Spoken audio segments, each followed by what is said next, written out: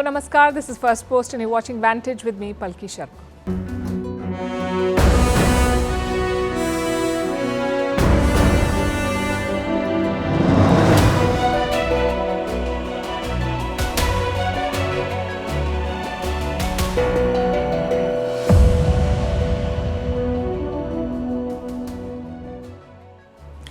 We begin with the showdown in the Indian Parliament. Yesterday, opposition leader Rahul Gandhi took on the government and the Prime Minister. Today, the Prime Minister responded amid a lot of heckling. He spoke for more than 2 hours and made sharp attacks. It sets the tone for what parliamentary proceedings could look like in the next 5 years. We'll bring you the highlights tonight. In the US, after Biden's debate debacle, a gift for Donald Trump from the US Supreme Court. He won't face trials before the presidential election. We'll explain why. In Europe, Putin's friend and Hungarian Prime Minister Viktor Orban is visiting Kiev. We will tell you why.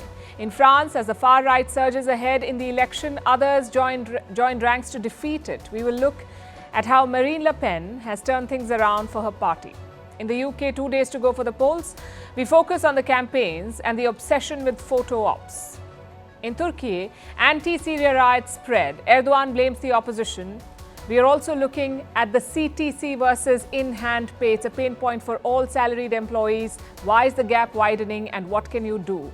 Also, as air turbulence worsens, is flying becoming more dangerous? And what is the sock war between millennials and Gen Z? We'll talk about all of that and more. The headlines first. At least 100 people crushed to death in a stampede in northern India, several more injured. The incident took place during a religious event in Uttar Pradesh's Hathras district. The state's chief minister orders an investigation. The president and the prime minister condole the deaths.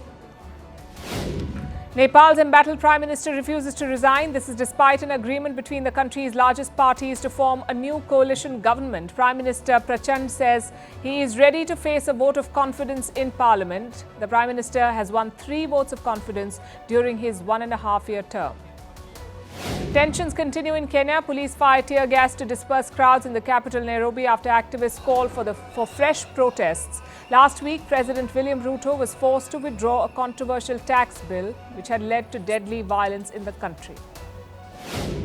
China funds Vanuatu's new presidential palace, reigniting concerns over Beijing's reach in the South Pacific nation. Vanuatu owes about 40% of its external debt to China, making it vulnerable to Beijing's debt trap diplomacy.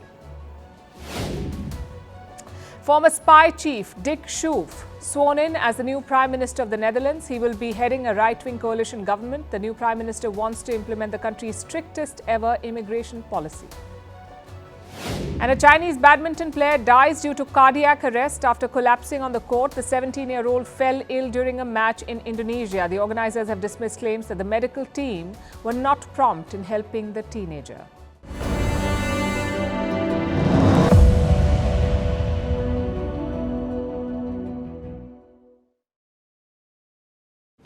It was a blockbuster day in India's parliament. Prime Minister Narendra Modi delivered his longest speech yet. He spoke for more than 2 hours and 14 minutes, and it had all the ingredients: lines from a Bollywood classic, personal taunts, and a list of his government's achievements. But things were not off to a good start. Modi's speech was a reply to the motion of thanks to the president's address. It's a customary event for every session of parliament. It's customary. Yesterday, it was the opposition's turn. They used the opportunity to corner the government. Congress leader Rahul Gandhi spoke first. It was his first speech after being appointed leader of the opposition. His speech did garner a lot of attention. At one point, the Prime Minister himself rose to rebut him. It was a rare intervention by Prime Minister Modi. Take a look at this. विषय बहुत गंभीर है. पूरे हिंदू समाज को हिंसक कहना ये गंभीर विषय है.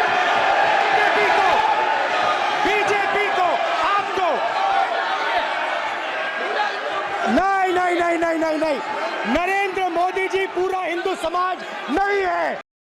Today was Prime Minister Modi's turn. He was expected to answer the issues raised by the opposition, but as he began speaking, chaos broke out. Opposition MPs began shouting and chanting. Some of them also rushed to the well of the House, and I guess this was expected. The opposition now has a larger presence in the Lok Sabha, and more numbers equal more voice, or in this case, more disruption. But it's a new experience for the Prime Minister. He's had complete control over the Lok Sabha since 2014, so the constant heckling was a challenge. Perhaps that's why the Prime Minister decided to put on his headphones while speaking. It's a departure from his previous speeches. Now we come to the content. Modi began by attacking opposition parties. He called the Congress a parasite for its allies. He also accused them of spreading lies. But the sharpest criticism was reserved for Rahul Gandhi. Prime Minister Modi did not take his name, but the message was quite clear. He repeatedly referred to Balak Buddhi, which loosely translates to childish behavior, an obvious reference to Rahul Gandhi. He also borrowed lines from Bollywood classic Sholay to take on the Congress. Listen to this. 99 marks लेकर एक बालक घमंड में घूम रहा था। ये 100 में से 99 नहीं लाया, ये तो 543 में से लाया है। अब उस बालक बुद्धि को कौन समझाए कि तुमने फेल होने का वर्ल्ड रिकॉर्ड बना दिया है। कल सदन में यही बचकाना हरकत देखी है। कल यहाँ बालक बुद्धि का विलाप चल रहा था, इसलिए मैं उनको भी परमात्मा कुछ सद्बुद्धि दे, मैं बालक बुद्धि को भी सद्बुद्धि दे, इस अपेक्षा के साथ कि आज हिंदुओं पर झूठा आरोप लगाने की साजिश हो रही है, गंभीर षड्यंत्र हो रहा है। ये कहा गया हिंदू हिंसक होते हैं, ये है आपके संस्कार, ये है आपका चरित्र। ये देश शताब्दियों तक इसे भूलने वाला नहीं है। Again, this is something new. In the past, Prime Minister Modi has targeted the Congress party, but he never spent time attacking Rahul Gandhi in the House. So what prompted this one? Yesterday's speech. Rahul Gandhi leveled multiple allegations at the government on Manipur, on NEET, on minorities. He also targeted the Prime Minister personally. At one point, he mocked the Prime Minister, saying that he had a direct line to God. एक दिन प्रधानमंत्री 8 बजे कहते हैं, पता नहीं fine tuning हो गई भगवान के साथ, डायरेक्ट मैसेज भगवान। सर ने बोला है, सर प्रधानमंत्री ने ये बोला है, ये मैं नहीं बोल रहा हूं, प्रधानमंत्री ने बोला है कि मेरा डायरेक्ट कनेक्शन है भगवान के साथ। ये प्रधानमंत्री जी ने कहा है, पब्लिक में मीडिया को कहा है कि मैं बायोलॉजिकल नहीं हूं, मेरा डायरेक्ट कनेक्शन भगवान के साथ है, मैं नहीं बोल रहा हूं। और जो लोग अपने आप को हिंदू कहते हैं वो 24 घंटा हिंसा हिंसा हिंसा, नफरत नफरत नफरत, असत्य सत्य असत्य। It was a very sharp attack, something the Prime Minister has not experienced in Parliament, hence the decision to hit back, to target Rahul Gandhi personally. And the criticism was not limited to the party or the leader. Modi kept talking about the Congress ecosystem, perhaps a reference to Congress allies and their civil society backers. The Prime Minister focused heavily on that point. Congress के साथ ही कांग्रेस का ecosystem भी रहा है। ये ecosystem से मिली खाद पानी, इसके दम पर ये कांग्रेस की मदद से ये इकोसिस्टम 70 साल तक फला फूला है और उसकी इकोसिस्टम दिन रात बिजली जला करके हिंदुस्तान के नागरिकों के मन में ये प्रस्थापित करने की कोशिश कर रहे हैं कि उन्होंने हमें हरा दिया है। मैं आज इकोसिस्टम को बता देना चाहता हूं, उसकी हर साजिश का जवाब अब उसी की भाषा में मिलेगा। And what about policy? The Prime Minister did talk about Kashmir. He focused on the changes since Article 370 was removed. He also spoke on NEET. Now, we've talked about this before. The NEET is a common entrance test for medical courses in India. But this year's exam is mired in controversy. It has put the spotlight on paper leaks and corruption in the education system. Prime Minister Modi did talk about it and he promised a resolution soon. मैं भी देश के हर विद्यार्थी को, देश के हर नौजवानों को कहूंगा कि सरकार ऐसी घटनाओं को रोकने के लिए अत्यंत गंभीर है। नीट के मामले में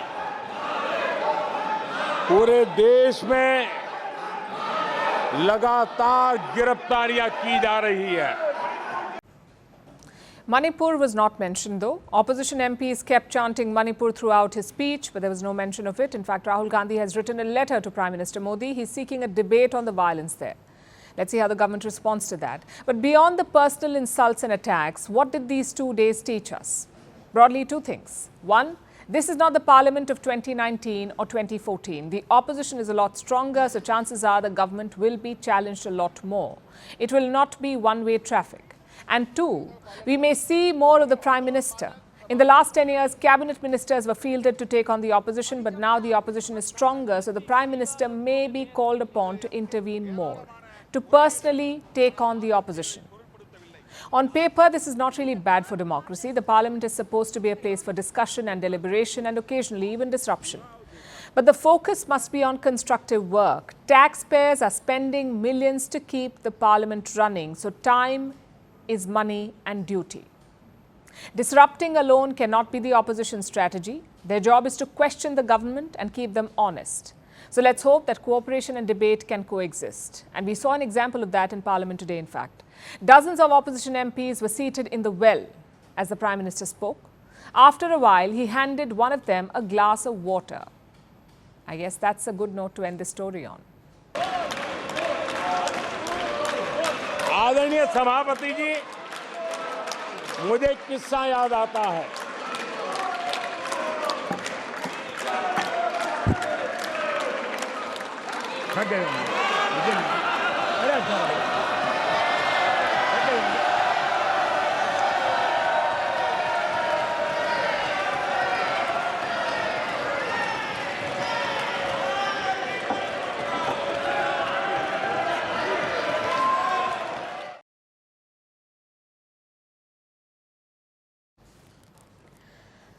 Who is winning the US presidential election? It's hard to say with certainty, but increasingly, Donald Trump's chances are looking better. His opponent, Joe Biden, looks increasingly weak after fumbling his way through a presidential debate. There's talk of Democrats looking to replace him, which would clear the path for Trump. But his biggest hurdle were his legal battles. Trump faces 91 criminal charges in 4 cases, and now he may get some relief on that front too. Thanks to the US Supreme Court, it delivered a judgment yesterday, a judgment on the powers of the president. And it seems that one of those powers is immunity. Not for everything, but immunity for any official act they conduct. This is what the US Supreme Court said, that a president's unofficial or private acts can be prosecuted, but not his or her official acts. So it's not total immunity, it's partial. And yet it helps Donald Trump. He's calling it a big win. This is what he posted on his social media platform, Truth Social. It said, "Big win for our Constitution and democracy, proud to be an American." That's what Trump posted.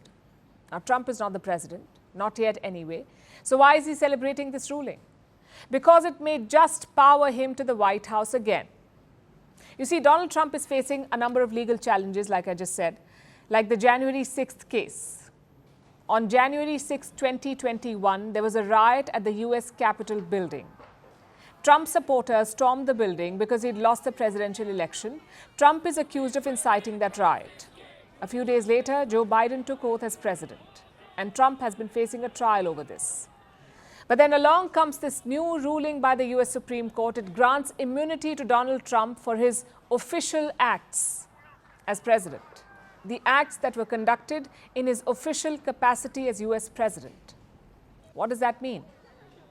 Well, no one can be sure at this point. It's open to interpretation.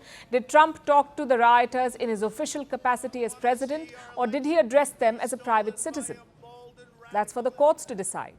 And they will take time to figure this out, to create a rule book for official and unofficial acts of a president. And that, the fact that time will be needed, will certainly help Trump. Because at the moment, he just needs to avoid trials for a few months. The presidential election is slated for November. Trials were lined up in some of the cases against Trump, but now the scenario has changed. There are new rules and limits in play, meaning the courts will have to scour through all the legal documents in Trump's cases. And line by line, they will have to decide what was an official act and what was not. And that could take months, if not years. Long enough for Trump to return to the White House if he wins and just grant himself a pardon, which a president can do. Trump's opponents know this. Biden said it himself. Now the man who sent that mob to the U.S. Capitol is facing potential criminal conviction for what happened that day. And the American people deserve to have an answer in the courts before the upcoming election. The public has a right to know the answer about what happened on January 6th before they are asked to vote again this year. Now, because of today's decision, that is highly, highly unlikely. It's a terrible disservice to the people of this nation. Biden admitted that it's highly unlikely that Trump will go to trial before the election. So with this immunity ruling, the U.S. Supreme Court has made it easier for Trump to get re-elected, to win the election. Now, irrespective of a trial, Trump's core supporters were going to vote for him. But in America, the deciding factor is often the swing voters, the undecided ones. They could have been swayed by the legal proceedings. Trump could have lost their votes had the trials begun. But now he may be able to hold on to some of those undecided votes. Basically, Donald Trump has no trials to worry about before the November election, and Joe Biden is taking this hard. Yesterday, he made this plea to American voters. I know I will respect the limits of the presidential powers I have for 3.5 years. But any president, including Donald Trump, will now be free to ignore the law. I concur with Justice Sotomayor's dissent today. Here's what she said. She said, in every use of official power, the president is now a king above the law. With fear for our democracy, I dissent. End of quote. So should the American people dissent. I dissent. May God bless you all, and may God help preserve our democracy. Thank you. He spoke about Justice Sotomayor, who did not agree with the immunity verdict. She said, it makes a president, and I'm quoting, king above the law. This ruling makes a president king above the law. And the way things are going, Trump may end up exercising royal power from the Oval Office next year.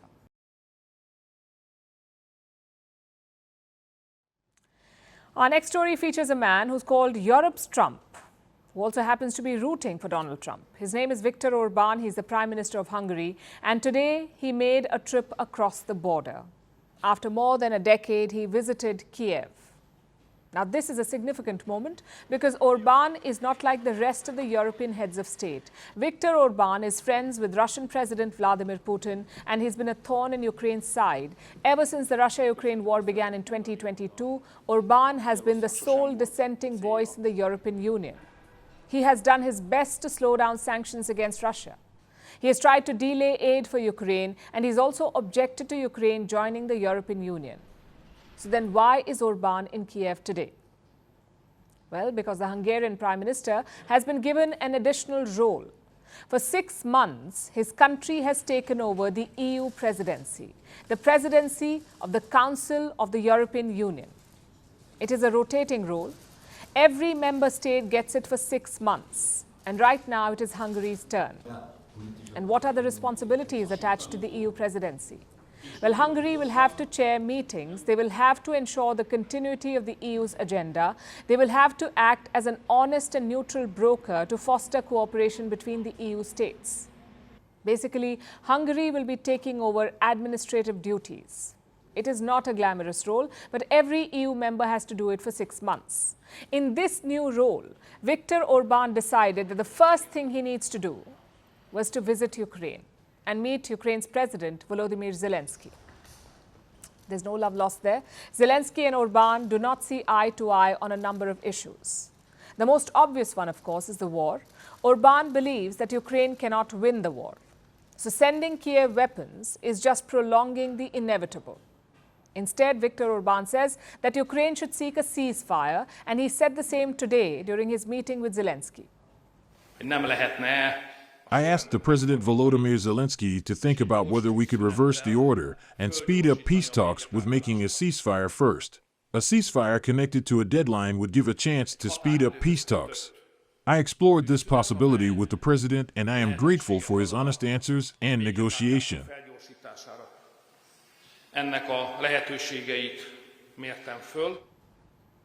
Orban commended Zelensky on the recent peace summit held in Switzerland, the summit that Russia was not invited to, but Orban probably was not being sarcastic. He said peace initiatives take time to work, and he proposed reversing the order.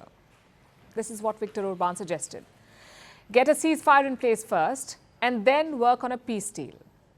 It doesn't sound like the worst idea in the world, but it seems like Viktor Orban's plan was not accepted, which was only to be expected. If Zelensky was going to stop the war and sue for peace, he would have done so months ago. But Ukraine says they will only accept a quote-unquote just peace. What does that mean? Getting back all the territory that Russia currently controls. That's what Kiev wants, and Putin is unlikely to accept this demand, which means that the war will drag on. But Viktor Orban was not in Kiev just to pitch a doomed vision of peace. He also had other plans. We would like to make the relationship between the two countries better.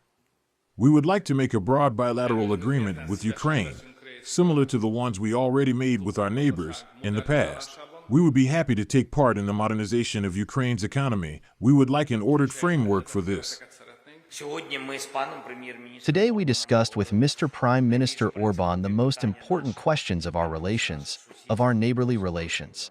Trade, cross-border cooperation, infrastructure, and energy issues. We've also talked about the humanitarian sphere today, everything that affects the lives of our people in Ukraine and Hungary. Think about some of the words that the two of them used. Modernization of Ukraine's economy and infrastructure and energy issues. The two leaders were talking about business, the business of rebuilding Ukraine. There's a lot of money to be made in that, and it seems that Orban wants a slice of the pie. Zelensky may be willing to pay that price for Hungary's support, because even though the EU presidency is an administrative role, Orban now has more power to create hurdles for Ukraine.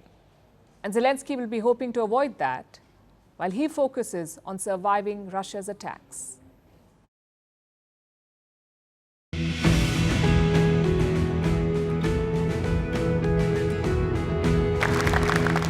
It is time for a change, and we are it. Thank you. And I invite you all to join our mission to stop the chaos, turn the page, and start to rebuild our country. Thank you so much.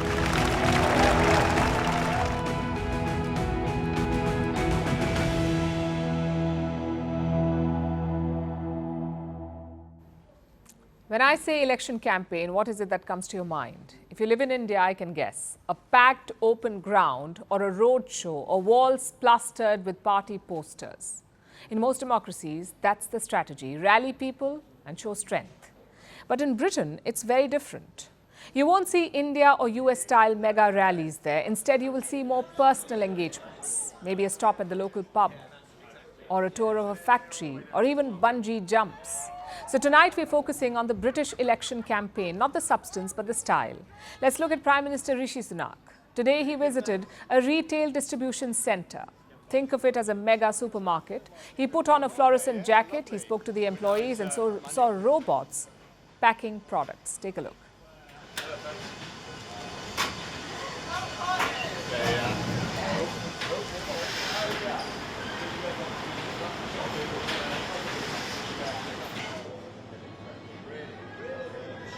Still might be a bit warm, aren't they? Yeah, lovely. Perfect. Right. Oh, that is warm to the touch. That is very nice. He's getting used to that jacket. He had it on yesterday as well. That's when Sunak visited a pharmacy business in Staffordshire. Again, the same routine, meet, greet, and see how things are done. And the list doesn't end here. He's visited British pubs. He's trudged along farmlands with sheep. And he's inspected nuclear power stations.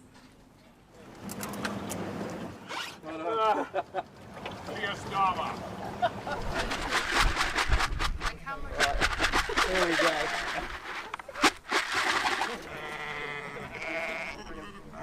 Twist it, and then you'll hear the pump start. So if you Okay. want to have a go at that. How far am I twisting it? So just turn to where it says start. That's Yeah, right. Yeah. fine. So turn. So the focus is on two things. First is optics. You want to be seen as active and personally involved. You want to be seen as doing something. The second is intimacy. Massive rallies may look impressive on TV, but they lack the personal touch. You can't really connect with individual voters. And it's not just Rishi Sunak. His rivals are doing the same. Labour Party's Keir Starmer is also doing pub and factory runs. But one leader has gone a step ahead. That's Ed Davey of the Liberal Democrats. His campaign looks more like reality TV. One day he's bungee jumping, the next day he's doing Zumba, and the day after he's gliding across water. You have to see this.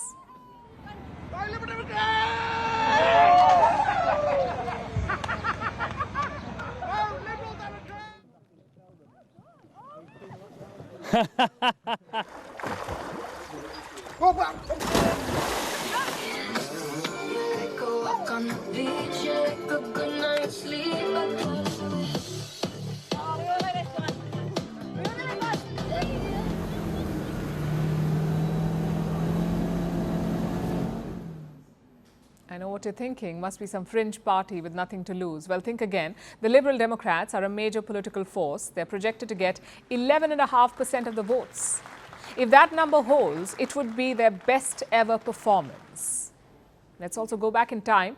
British politicians have made a habit of such stunts. We've compiled the best ones from the last decade for you. Take a look.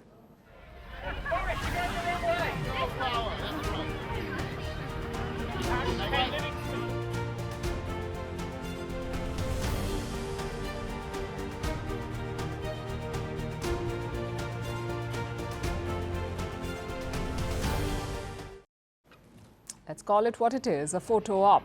Because Boris Johnson has never ziplined after that, not that we know of, nor has Jeremy Corbyn sat on the floor of a train, nor has David Cameron been to a fish market. It's all for the cameras. But why is Britain obsessed with such photo ops? It is said to have started in 1979. Margaret Thatcher was on the campaign trail. She visited a farm and was photographed holding a calf. Now, this visit had no political point. The only goal was to take this picture, to tell rural voters that they could trust Thatcher. More than 40 years have passed since that photo op. The cameras have certainly improved. Photo ops have now become video ops. Yet Britain's obsession continues. The question is why? You see, British politicians have historically come from wealthy families. Just consider their education. Only 7% of Britain's general population has studied in private schools. Only 7%, meaning schools where you pay a fee. That is private schools. The rest of the people have studied in public institutions. Now compare that to politicians. 44% Conservative MPs attended private schools. 38% Liberal Democrats did. And 19% Labour MPs also attended private schools. It gets even worse at the top. Around 20 British Prime Ministers have studied at Eton. It's an elite private school in Britain. Guess how much they charge? More than £46,000 per year. To put that in context, the average annual salary in Britain is £34,000. So you can see the issue of optics. Voters will see these leaders as privileged, as people who cannot understand common problems. It's even worse for someone like Rishi Sunak because he is Britain's richest politician and also Prime Minister. So what does he do? He goes on a photo op spree. He does everything to come across as an ordinary Briton. But let's face it, optics alone do not matter.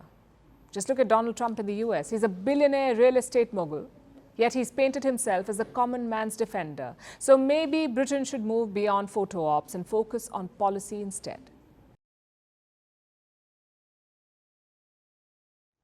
Now let's look at another impending election, the one in France. They're having a snap election. President Emmanuel Macron announced it last month, a sudden, unexpected parliamentary election.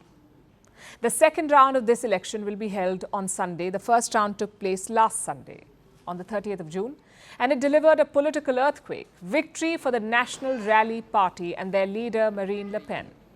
Her party won about 34% of the votes in the first round, and that's the largest vote share, 34%.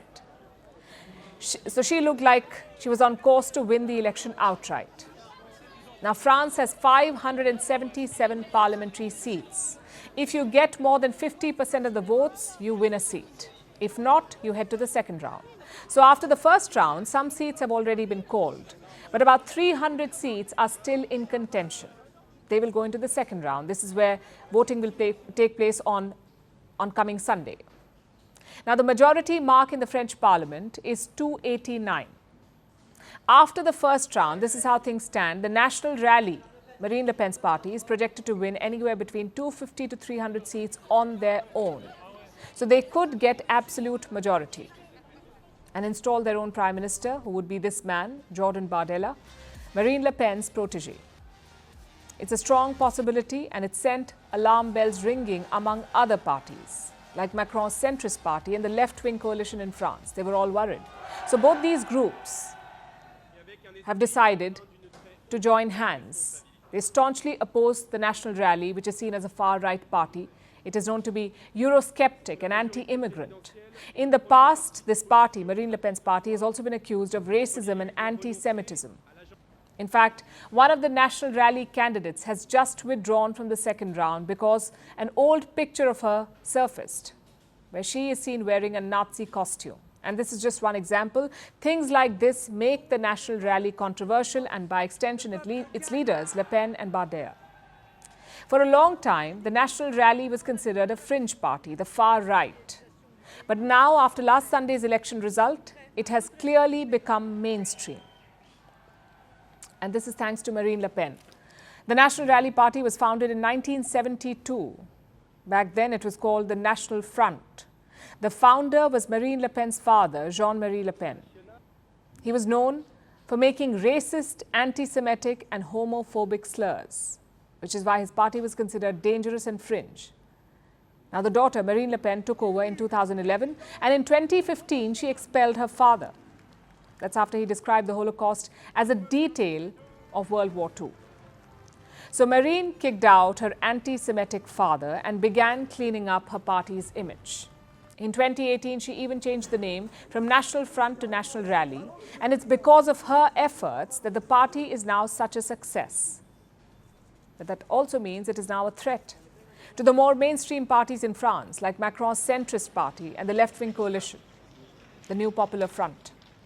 So all of these parties, the centrists and the leftists, have come up with a plan to join hands and stop the National Rally. They're talking about making a Republican front. The second round of polling will take place on the 7th of July, and each candidate who got more than 12.5% of the vote in the first round can contest, which means that many seats in the second round will see a three-way contest between the National Rally, a centrist candidate, and a left-wing candidate. So instead of cutting each other's votes, the centrists and the leftists are going for tactical withdrawals. So their votes are consolidated and they beat the National Rally. That is the idea behind this Republican front, and it has worked in the past against Le Pen's father. He fought multiple French presidential elections and came close to a victory in the year 2002 against Jacques Chirac. That's when the first Republican front swung into action. The centrists and the leftists joined hands to defeat Jean-Marie Le Pen. And Jacques Chirac won with a landslide. And since then, if this party gets close to victory, the others close ranks. They did this against Marine Le Pen too, in the 2012 and 2017 presidential elections. And now they're trying this in the parliamentary election as well. But will it work this time?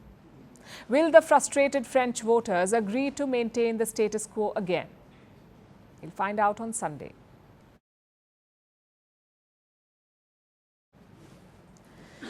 In Turkey, riots broke out on Sunday and it's only gotten worse since. This is how it started. A Syrian man was accused of abusing a minor. Soon a mob targeted Syrian homes and businesses. Some of them were set on fire. Turkey has since arrested 470 people. President Erdogan has urged for calm. He's blaming his rivals for stoking hate.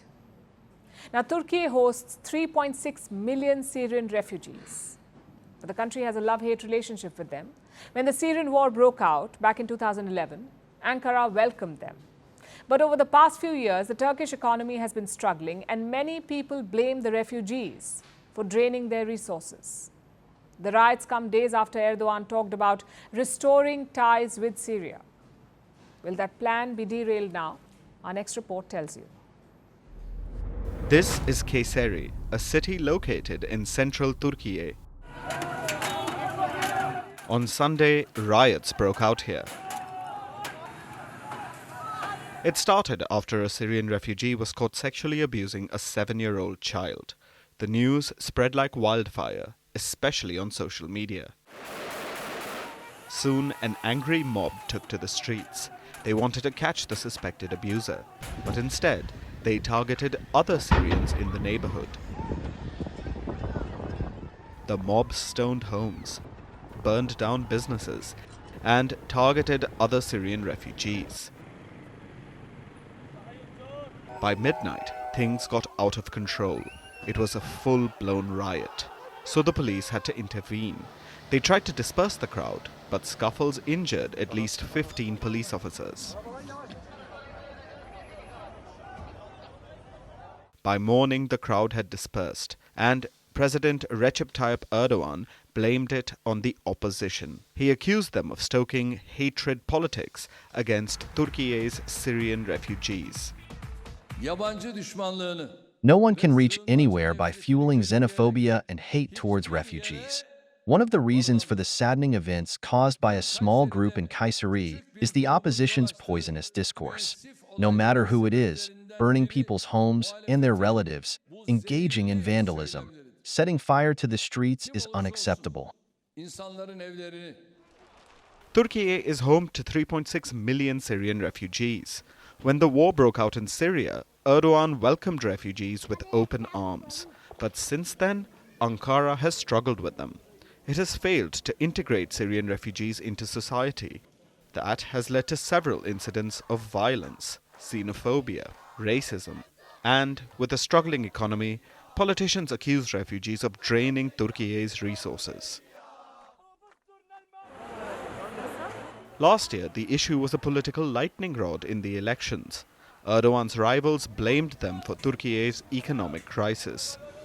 Most parties pledged to return them to Syria. It hasn't happened yet. But the riot has flared tensions again between Ankara and Damascus. In Atareb, people chanted against the Turkish army. They threw things at the Turkish military tanks. Atareb is located in northwestern Syria, but it is under the control of Turkish troops. In the town of Kazawiya, protesters were seen pulling down the Turkish flag. At another border crossing, the Turkish flag was removed and burned. The recent violence comes after a peace offering by Erdogan. Just days ago, the Turkish president said that he was open to meeting with Syrian President Bashar al-Assad. He even talked about restoring ties between the two countries. Now, Erdogan and Assad have long been close friends. The two leaders even vacationed together once in 2008. But things soured after war broke out in Syria in 2011. Then, Erdogan had backed opposition groups in Syria who wanted to oust Assad. But a decade later, the war is long forgotten, and the Arab world is bringing Assad back into the fray. So, Erdogan is doing the same, and it is crucial for Turkey to mend fences with Syria, as it wants to repatriate millions of Syrian refugees, and that's only possible with the cooperation of the Assad government. While relations between the two nations have taken a turn for the better, the recent violence shows that there is still a long way to go.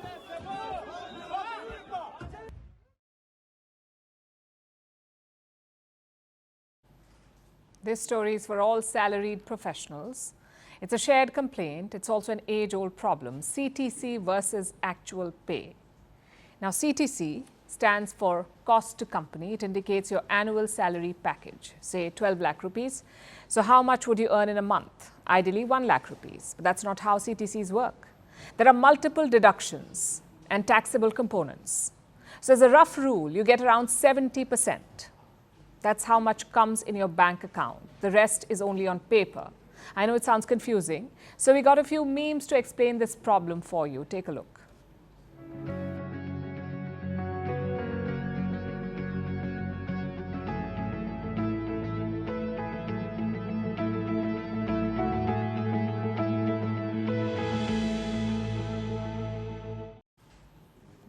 This can be frustrating for employees because on paper, your package is pretty good. But on salary day, it's not so impressive. Let's understand why. Your CTC is the sum of everything that the company spends on you. Your salary, your benefits, your bonuses, maybe insurance or food coupons or travel expenses. All of this combines to give your CTC. Now, this has mainly two mandatory deductions. Two deductions from your CTC. The first obviously is income tax. The second is contributions to the Provident Fund or the PF. Now, PF is a government savings scheme, in India at least. Every employee must put 12% of their salary into the PF. Your employer will also put the same amount. But here's the catch. Your employer's contribution is also part of the CTC. And this is just one example. Companies add a lot of elements to inflate your CTC, like stock options. They won't pay you regularly, but they will make your CTC look bigger. Or one-time bonuses. Technically, you will get it just once at the company. So it's not a regular payment. Yet sometimes it's added to the CTC. Other examples include insurance or food coupons. Again, these may count as benefits, but you cannot convert these into money, yet it's part of the CTC. So once all of this is deducted, you're left with a much smaller amount. Why do companies do this? For starters, a bigger CTC will attract more talent. It's a deciding factor for many job seekers. The same applies to existing workers. Maybe an employee is in talks with another company. You can use an inflated package to retain them. So to put it simply, the CTC is a lot like a bait. It lures you into a company.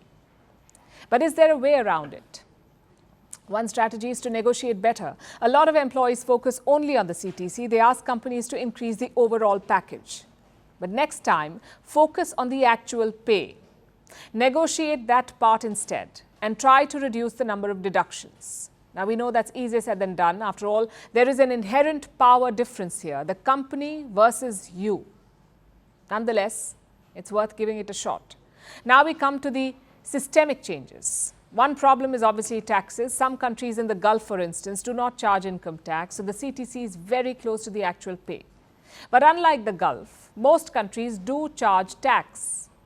And for them, it's a question of complexity. How complicated is your tax and payroll system? And in India, it's very complicated. Take a look at this list. India's payroll system was ranked as the 9th most complicated in the world. There are many reasons for that. Regional variations in law, different public holidays, different wage structures, and also paperwork. Now, in most cases, complexity leads to losses. Let me show you another report. It found that 40% Indian companies are tax inefficient. What does that mean? It means that the salary structure is not ideal, because of which employees are paying more taxes. If some tweaks are made, they could earn a lot more. How much more? This report says an annual increase of 1 lakh rupees. Now, the principle is quite simple. Certain expenses carry a tax exemption, like spending on your house rent or allowance for children, or maybe a home loan EMI. If your salary is optimized for these expenses, you can pay less in tax. So why don't companies do it? Because it's complicated. You must file claims for tax deductions. The claim has to be processed. They have to be verified. And finally, the deductions will be made. In 43% of Indian companies, this whole process is paper-based. It is not digitized, so it is not fast. In 57% of these firms, this process takes more than a week. An employee spends an average of 30 minutes doing it. Surely we can simplify the process. We can make it easier for employees. You know, companies keep talking about welfare of workers. They organize seminars, they conduct surveys. But why not focus on the issue that really matters, the issue of salary? Ask any employee. They prioritize their income more than anything else. If companies can deliver on that, they will have loyalty and productivity. So it's time for them to declutter the CTC. It's time to give employees what they have been promised. The artificial intelligence race is raging. China and the US are vying for supremacy. They have poached and applauded tech giants. They've issued sanctions, and now they have a new tool at their disposal: United Nations resolutions. The United Nations General Assembly has adopted a new resolution. It wants to boost AI capabilities of developing nations and encourage international cooperation for the development of AI. Ironically, this resolution of so-called AI unity has been led by Beijing and co-sponsored by Washington. What does this mean for the AI war? Is the world ready for what is to come, and how are nations faring in terms of AI preparedness? Here's a report. Fair, open, inclusive and non-discriminatory. What sounds like corporate jargon straight out of HR 101 is actually part of a UN resolution on, believe it or not, artificial intelligence. Like GPT-3. The United Nations General Assembly has adopted a new resolution. It looks to boost AI capabilities of developing nations and encourage quote-unquote international cooperation on capacity building of AI. Quality has to do with your subscription. In simpler terms, the resolution wants nations to work together when it comes to AI. It wants to ensure that poor nations benefit from AI. It sounds rather sweet, but guess who led this resolution of tech unity? None other than China. Now, Gen Z would probably call this sus. For the millennials out there, that means suspicious. First, because China is involved. It's sending a message of unity. Talk about irony. Secondly, this is a non-binding resolution, meaning it's largely symbolic. Almost as good as making vacation plans on group chat with only promises of showing up. But there's a third and probably the biggest reason. The fact that China has backed this proposal, and among other nations, the US co-sponsored it. The two nations are at war. Not literally, of course. We're talking about a tech war. The US and China are jockeying for AI supremacy on the global stage. They are racing to write the rules for AI governance, and they've stopped at nothing. From directly or indirectly poaching tech giants to employing sanctions. Recently, the US issued draft rules to ban certain investments in AI sectors in China. In March, the US sponsored a resolution to monitor AI for potential risks. This was the first resolution of its kind, and it was co-sponsored by 123 countries, including China, which reluctantly joined the party towards the end.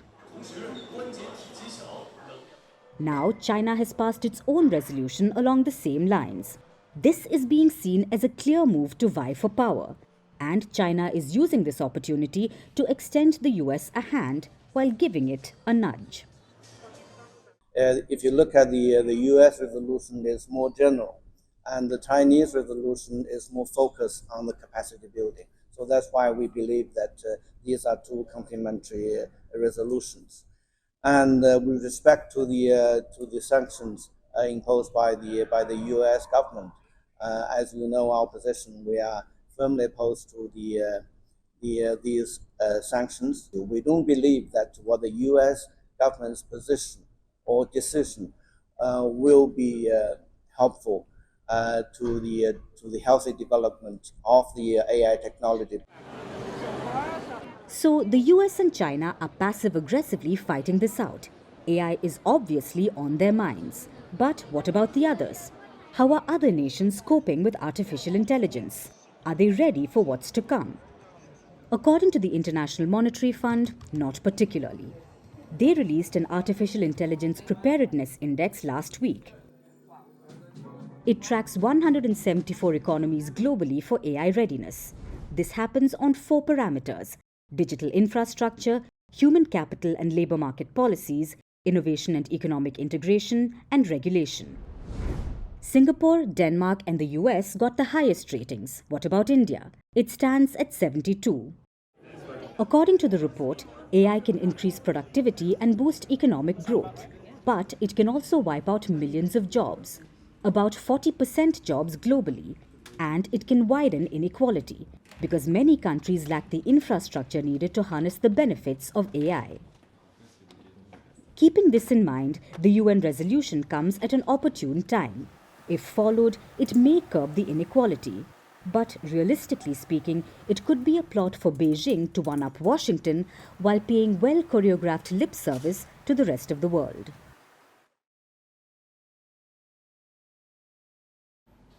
Imagine this. You're cruising at 40,000 feet, probably enjoying a glass of wine, the seat belts are off, the cabin lights are dim, the conditions outside are cloudless, and suddenly there's a big jolt. The plane has started shaking. You feel a pit in your stomach. This is known as turbulence. Now, we've all heard of bumpy plane rides, a few jolts here and there. But what if turbulence turns deadly?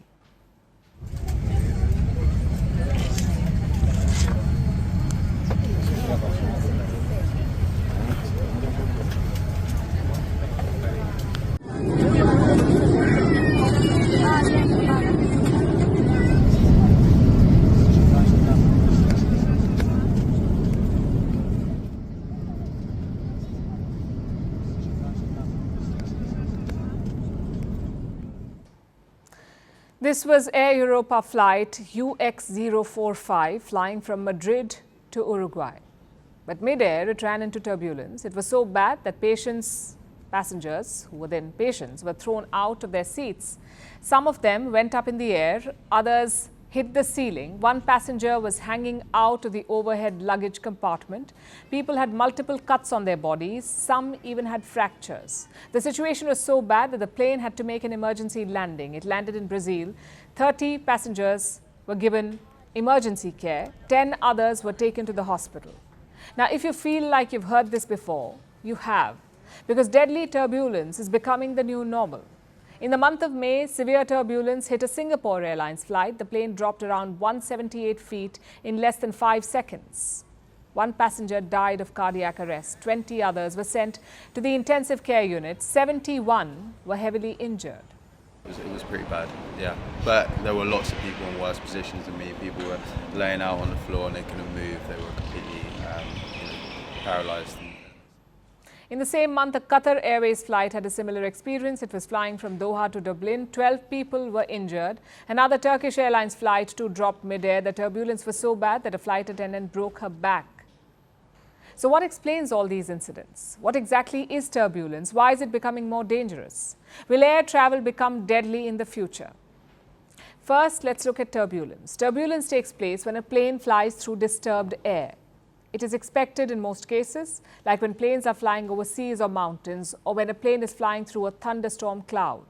Usually it is mild. In some cases, there's moderate jolting. Pilots expect it. They try their best to keep the flight steady.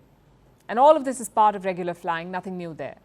But then comes clean air turbulence. The conditions may be perfect. There could be no clouds in the sky, but the plane is suddenly hit by a stream of air. It makes the plane shake. Now, clean air turbulence is very difficult to predict, and it's getting more and more severe. The reason is our usual culprit, climate change. Since 1979, severe turbulence has only risen. It's gone up by 55%. And scientists point towards the changing climate. Warmer air from emissions is changing how jet streams work. So plane rides will become more bumpy. Are there any routes that you should avoid? Well, turbocharged turbulence is a global phenomenon, but a few flight routes will be more affected, like the North Atlantic, Western Pacific, Southeast China, and Northern India. If you're flying over any of these routes, expect more turbulence. Which brings us to a very important question. Is air travel becoming dangerous? Well, there's nothing soothing about flying in a pressurized metal cabin, thousands of feet in the air.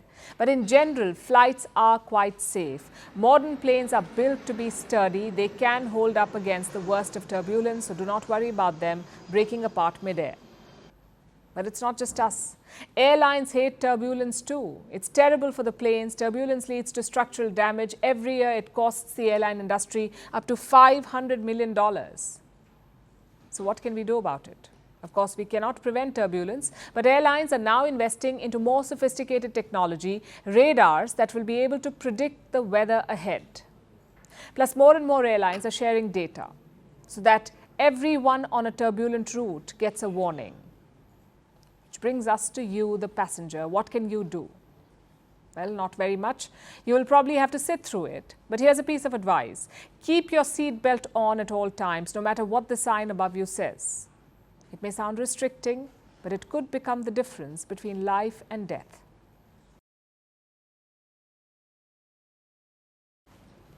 Before our last story tonight, let me ask you a question. How do you spot a millennial? You know, someone born between 1981 and 1996. That's a millennial. Apparently, you can tell by the length of their socks. And I'm not the one saying this. Gen Z is.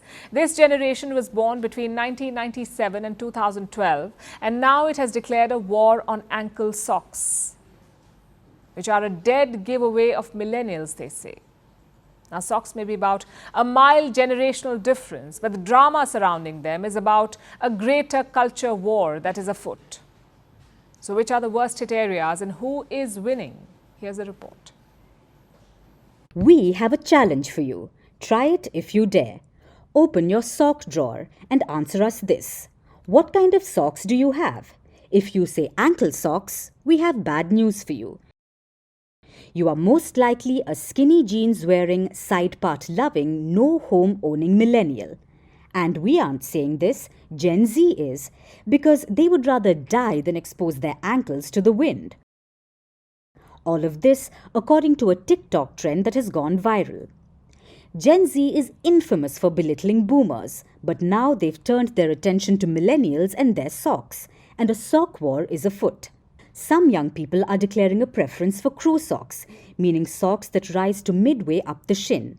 They say it's a so-called millennial tell when people wear ankle-length socks. For instance, some are calling actor Jennifer Lawrence brave for stepping out in millennial socks. Meanwhile, millennials are offended. After all, they went to incredible lengths to wear socks that only went up to their ankles, if you know what we mean. To many, this may sound strange. Sock preferences, which are just a mild generational difference, have been exaggerated to theatrical lengths. But this isn't too surprising. We're seeing a standard Gen Z versus millennial culture war at play. And socks are not the first battle. If there's a Hall of Fame where trends go to die, side parting is one of the first inductees.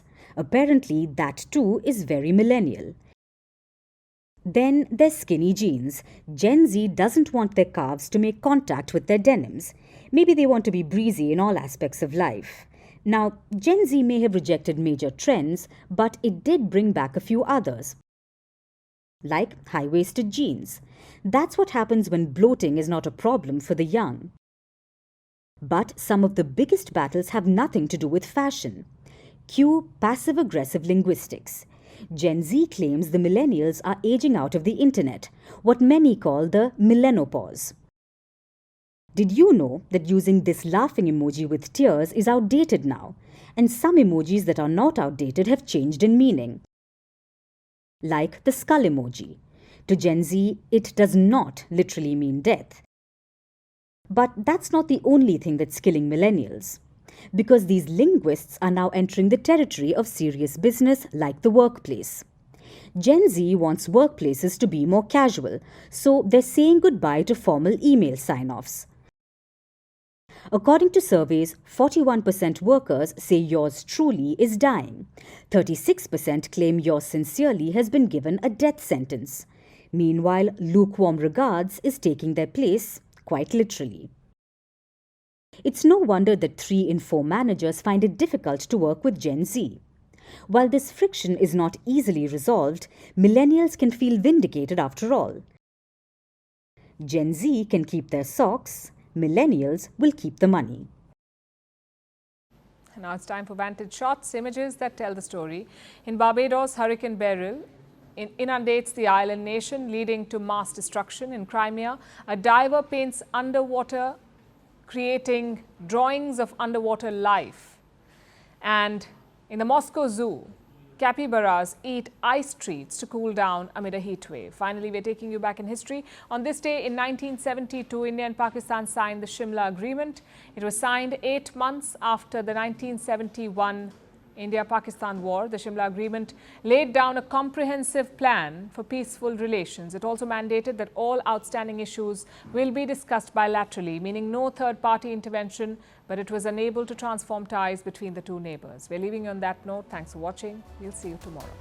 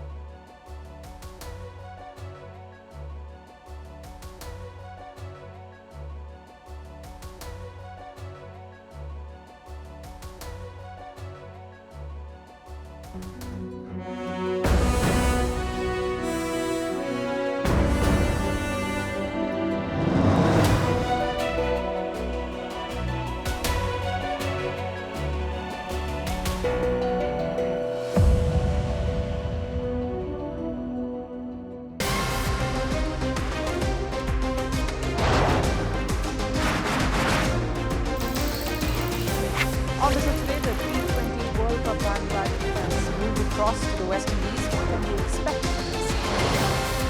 Hello, I'm Alison Green, coming to you from Durban, South Africa.